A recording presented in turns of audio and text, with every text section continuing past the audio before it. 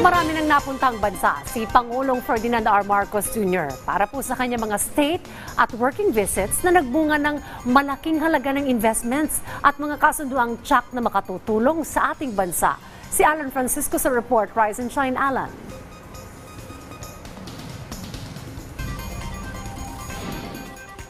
Ang Pangulo ng Pilipinas ang itinuturing na salesman at chief promoter ng ating bansa.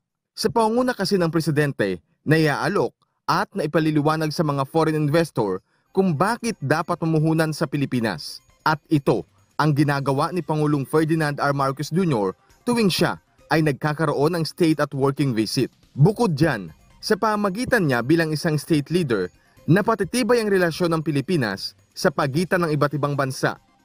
Ngayong taon, ang naging huling biyahe so far ni Pangulong Marcos ay sa bansang Singapore, kung saan nagbigay siya ng makabuluhang mensahe sa International Institute for Strategic Studies Shangri-La Dialogue. Ito ang kauna-unahang pagkakataon para sa isang Pangulo ng Pilipinas na magbigay ng mensahe sa prestihiyosong event. Dito ay muling binigyang diin ni Pangulong Marcos ang kahalagahan sa pagpapanatili ng kapayapaan at stability sa international community. Muli ring nanindigan ng Pangulo rito na poprotektahan ang soberanya ng bansa kaugnay ng issue sa West Philippine Sea. We have on our side the 1982 UNCLOS and the binding 2016 arbitral award, which affirms what is ours by legal right. In this solid footing and through our clear moral ascendancy, we find the strength to do whatever it takes to protect our sovereign home, to the last square inch, to the last square millimeter. The life-giving waters of the West Philippine Sea flow in the blood of every Filipino. We cannot allow anyone to detach it from the totality of the maritime domain that renders our nation whole.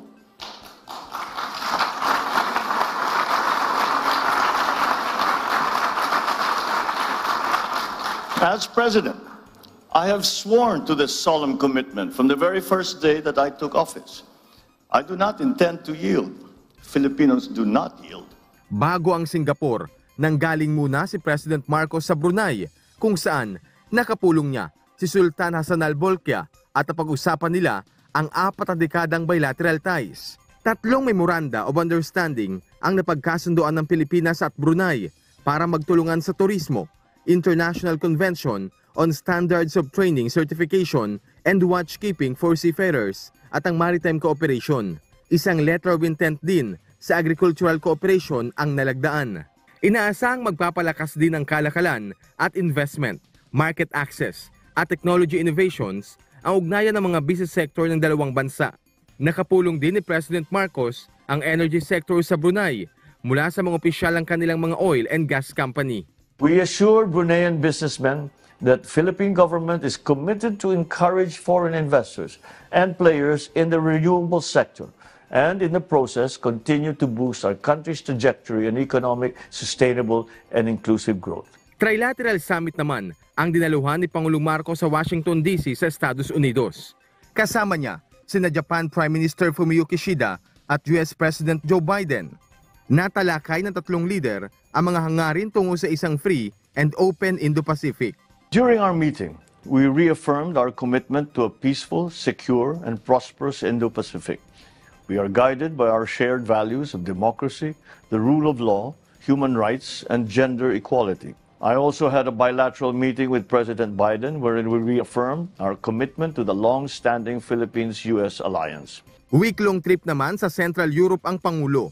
Una ay sa Germany, kung saan nakapulong niya si German Chancellor Olaf Scholz. Gayon din ang iba pang business leaders sa naturang bansa.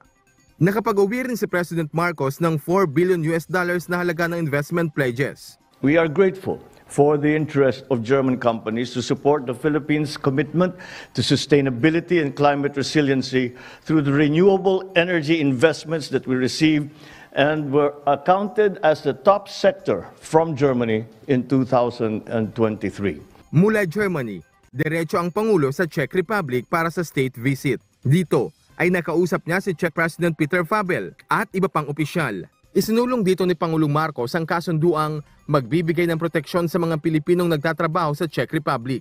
May Australia rin siya para sa ASEAN-Australia Special Summit noong Marso.